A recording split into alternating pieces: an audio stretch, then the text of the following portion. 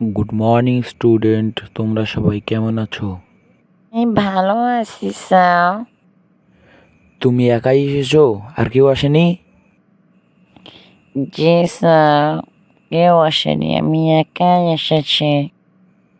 অদ্ভুত ব্যাপার, গোটা ক্লাস মিলে শুধু একটা স্টুডেন্ট, আর কেউ আসেনি। এরকম প্রথমবার দেখলাম, আগে এরকম কোনোদিন হয় নাই। যাই হোক, তুমি পড়া বের করো। স্যার, কালকের পড়া ছিল নেমন্তন্ন ছড়া। আচ্ছা, তুমি বলো।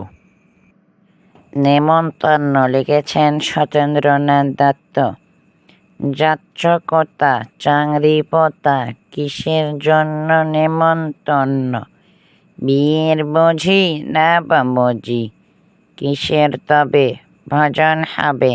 শুধুই ভজন, প্রসাদ ভোজন।